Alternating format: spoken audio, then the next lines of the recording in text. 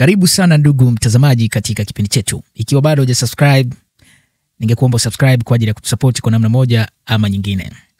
Leo bwana, tunakuletea mada inayohusu wazazi na watoto, hususani nchi za huku ugaibuni. Na hata kama mahali pengine duniani popote ulipo, ikiwa unaelewa lugha tunayoongea, itakusaidia wewe kujua ni mahusiano gani yaliyopo kati ya mtoto na wazazi wake.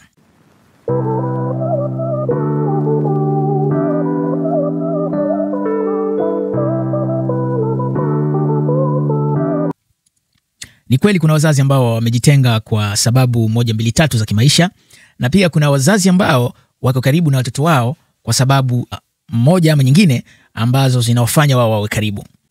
Kwenye maisha inaweza ikawezekana kwamba kuna wazazi ambao wanajikuta wako mbali au wamejitenga na familia zao. Na ni kwa sababu moja mbili tatu. Ina maana sababu zikiwa zinachangia, sababu za kiuchumi, sababu za kimaisha, sababu nyingi zikitia ndani. Na hawa ambao wanajikuta wako na familia zao, basi kuna sababu moja mbili tatu pia zilizoruhusu wao mpaka leo wabaki na familia zao. Lakini yule ambaye yuko na familia yake, basi tunampongeza, na yule ambaye amejikuta kwa sababu moja mbili tatu hayuko na familia yake, basi tunamwambia asikate tamaa, bado muda upo, kila kitu kina wakati wake, anaweza akarejea na kuendeleza familia yake. Leo tunaongelea watoto ambao anatoka asubuhi, anaamka anaenda shule. Akirudi shule anakuja nyumbani, kutoka shule anaingia chumbani kwake, anakaa huko mpaka usiku. Kuna nyumba hizi ambazo watu ambao wanaishi nchi za kigeni, hususan Marekani ama Ulaya, kuna nyumba ambayo ina gorofa. Ina maana vyumba vya kulala viko juu, na sebule ama tuseme saluni watu wanapokaa kula chakula ama kukaa, yani kutazama TV, ni huku chini. Ina maana floor ya kwanza. Kinachofanyika sasa, kwa sababu vyumba vyote viko juu, hawa watoto ambao wanapenda sana kukaa ndani, akitoka shule yeye anakuja moja kwa moja, anaweka nafasi, anaweka madaftari yake, anapanda juu mpaka chumbani kwake, anakaa huko chumbani, anajifungia. Na ukiona anatoka kule juu, ina maana anashuka, anakuja kuchukua chakula tena, anapanda juu. Unajiuliza swali, ni kitu gani ambacho yule mtoto anakuwa anafanya kule chumbani? Kwa sababu kama tunavyojua na tunavyoelewa, ukweli ni kwamba mtoto ambaye anayecheza na wenzake, mtoto ambaye anayefanya michezo ya kitoto, huyo ndiye mtoto anaonekana na afya njema. Lakini mtoto akianza tabia ya kujifungia ndani, ina maana hana marafiki, hana watu wa karibu, kwa namna moja ama nyingine unaweza kusema ni mtoto mzuri, hataki marafiki kwa sababu anaepuka matatizo, anaepuka shida za binadamu au shida mbalimbali za ulimwengu. Lakini ukiangalia kwa jicho la mbali, kuna tatizo, kwa sababu mtoto lazima awe anajichanganya na watoto wenzake. Mtoto lazima awe karibu na watu ambao anazungumza nao, kwa sababu mtoto hahitaji chakula tu. Mtoto hahitaji tu kwenda shuleni. Mtoto anahitaji pia afya ya akili iwe safi. Anahitaji afya ya mwili, ina maana mazoezi. Anahitaji chakula nyumbani, anahitaji kuveshwa, ina maana kupewa nguo, anahitaji vitu vingi. Lakini mara nyingi tunaona watu wamekaa upande mmoja kwamba mtoto apewe chakula, apelekwe shule, lakini wanashindwa kumanage akili. Ina maana afya ya akili ya mtoto inaendelea vipi?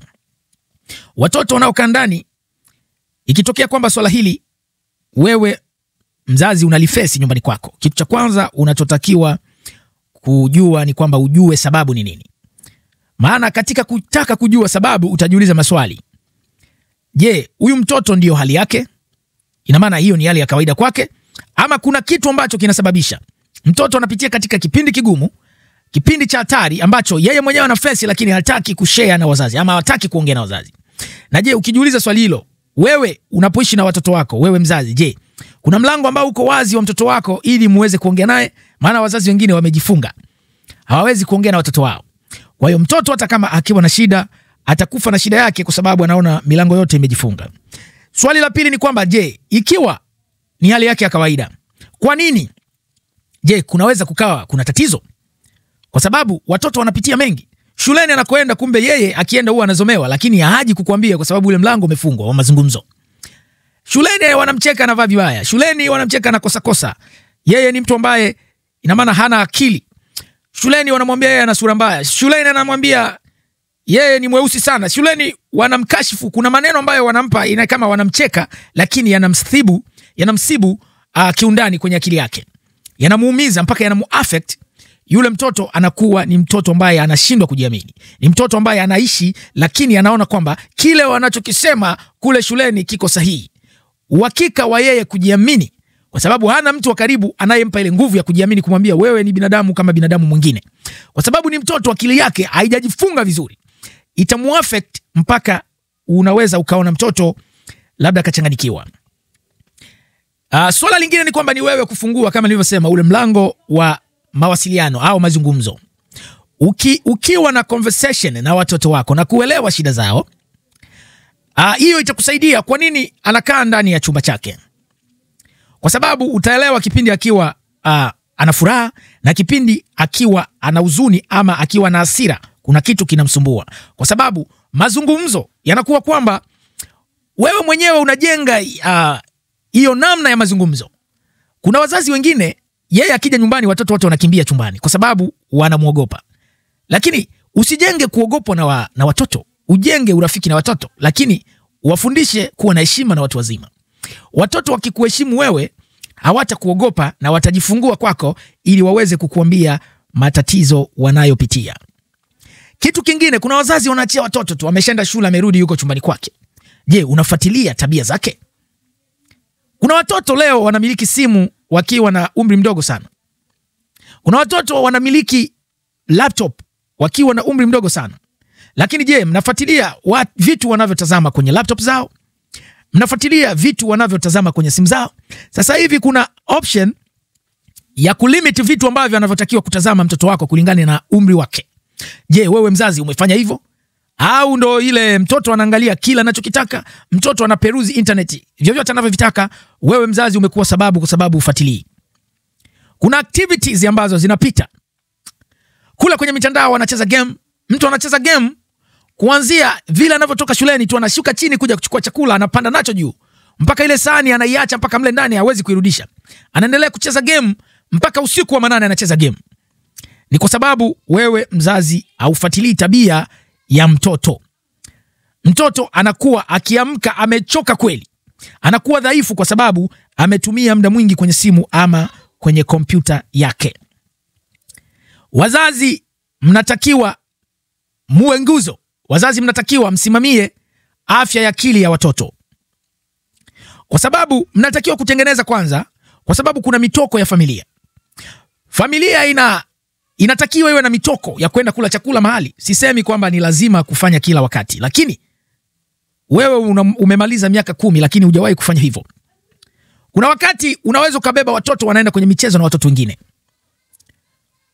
Unawapeleka kwa sababu wawe connected na watoto au dunia ya nje. Sio kwamba mtoto yeye anaona kwamba dunia ni chumba chake.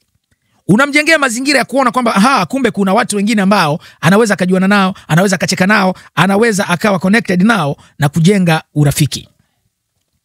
Na pia wewe mzazi unatakiwa kusupport mtoto kwa wale marafiki anaowachagua. Usipende mtoto ajitenge akose marafiki, kwa sababu katika marafiki sio marafiki wote wabaya. Usapoti urafiki wa mtoto, na pia msaidie yeye pamoja na marafiki zake, kuwasaidia, kuwashauri jinsi wanavyotakiwa kuishi katika maisha ya utoto wao, katika maisha ya kawaida. Utawasaidia ikiwa nje ya nyumba na ndani ya nyumba, kwa sababu wale marafiki watakuja nyumbani, na pia wale marafiki watahitaji na yeye mtoto atoke ndani aende nje. Kitu kingine unachotakiwa kufanya, unatakiwa uweke sheria. Ndio tunaweka TV sebuleni, tunaweka TV ili watu waweze kuitazama ile TV, lakini si kwa sababu ya matumizi mabaya. Kwa sababu unaposhindwa kuweka rules au tuseme sheria za kuitazama ile TV, utaona watoto wanaitumia vibaya. Unatakiwa uweke rules za kutumia hiyo TV, kwamba kuna masaa watoto wanatakiwa watumie TV, waangalie michezo, na wanaangalia nini kwenye TV. Wanapaswa kuangalia vitu ambavyo vinaleta faida au ni vya kielimu zaidi. Unatakiwa pia kumsaidia mtoto kujipenda yeye mwenyewe, yani kujiamini yeye mwenyewe. Mtoto anavyokuwa, umsaidie kumwelewesha anavyotakiwa kujisafisha, anavyotakiwa kuchukua majukumu yake, kwa namna ya kwamba anaweza kuingia bafuni akaoga yeye mwenyewe. Anaweza akaona kwamba natakiwa nipate mafuta fulani, hata kama wewe ndio utayanunua mzazi, lakini yeye mwenyewe anahisi kwamba natakiwa nipake mafuta ili ngozi yangu ikae sawa. Unamtengenezea mtoto kitu ambacho kitamfanya awe smart, kitamfanya kwamba ajipende, kitamfanya kwamba awe msafi kila wakati. Na kumsaidia pia kufanya mazoezi ya mwili wake. Acheze mpira, anaweza akawa anakula chakula ambacho kinaleta afya kwake, na pia umsaidie kumwelewesha kuwa na muda mzuri wa kulala, wa kutosha wa kulala, kwa sababu awe na nguvu ya kutosha. Na pia jambo lingine ni kwamba usimwache mtoto alale tu. Usimwache mtoto alale tu. Mshirikishe katika kazi za nyumbani. Unaweza ukawa na watoto 5, unaweza ukawa na watoto 4. Basi jaribu kugawa zile yale majukumu ya nyumbani. Mfano, unamwambia kwamba wewe kila Jumatatu utakuwa unapiga deki. Mwingine unamwambia wewe utakuwa unafanya hili. Mwingine ina maana unajaribu kugawa yale majukumu ya nyumbani ili mtoto asijikute kwamba yeye kazi yake ni kukaa chumbani tu. Awe anaelewa kwamba ikifikia muda fulani na siku fulani mimi natakiwa nitoke chumbani kwangu nifanye kazi niliyoambiwa. Hilo litakusaidia. Ina maana watoto wanajumuika pamoja na wazazi kufanya kazi za nyumbani. Ikiwa ikiwa kukata majani pale nyumbani, ikiwa kusafisha hua, ikiwa mnafanya kazi za nyumbani tu, mtoto lazima awe na wewe pale na kusaidia, anaangalia unavyofanya na yeye anacheza pati yake. Hiyo itasaidia, lakini atakayemuita mtoto awe karibu naye ni wewe mzazi, sio mtoto mwenyewe kujileta. Ina maana majukumu au mazoea ambayo utayajenga yatamfanya mtoto awe karibu na wewe na kukusaidia katika hayo mambo. Pia jambo la mwisho ni kwamba unatakiwa uheshimu privacy yake na pia uheshimu mipaka, kwa sababu kuna wazazi nao bwana, mtoto ameshakuwa lakini yeye ni mtu kwamba akiingia chumbani ana odi, anataka kumfanya yule mtoto sijui, mtoto ameshakuwa lakini bado kuna vitu anashindwa kujua kwamba yule mtoto ana privacy. Unaona? Anatakiwa akae mbali, achukue kidogo space, kwa sababu yule mtoto ana utu wake pia, na aheshimu ule utu wa yule mtoto, kwa sababu chumba ni cha kwake. Wewe ni mzazi, lakini mtoto akishakuwa lazima uangalie jinsi gani, hata kama utaongea naye utatathmini jinsi mtoto alivyo. Mtoto ni mtoto tu, lakini pia naye anahitaji kuheshimu privacy yake na kuwa na mipaka. Hiyo itakusaidia wewe kuwajumuisha watoto wako kuwa karibu na wewe na kufanya kazi za nyumbani kama familia kwa pamoja na kuona kwamba unawasaidia. Na kitu kingine, uwe baba ambaye unasupport, kwa sababu kuna baba mtoto akija, mtoto ana uwezo wa kufanya kitu fulani lakini baba anamkatisha tamaa, mama anamkatisha tamaa. Uwe mzazi ambaye unamsupport mtoto kwa kile unachokiona kwamba anakipenda, lakini kiwe kizuri. Kikiwa kibaya, basi mshauri aweze kuchagua kitu kingine, basi na uweze kumsaidia katika hilo. Usikatishe ndoto za mtoto. Wewe uwe ni mtu wa kwanza kumsupport mtoto na kumpusha aende mbele kwa kile anachofikiria kwamba kile kinaweza kumsaidia katika maisha yake. Usiwe pale kukatisha ndoto za mtoto. Usiwe pale mtoto anakuletea idea, wewe unaiona tu hiyo haipo. Uwe ni mtu ambaye unasikiliza, uwe ni mtu ambaye unaheshimu hisia zake, na pia uwe ni mtu mwelewa, uwe ni mtu ambaye unampongeza kwa kile anachokifanya kizuri. Endelea kujifunza kutoka kwangu. Sina la ziada, tutaonana katika video inayokuja.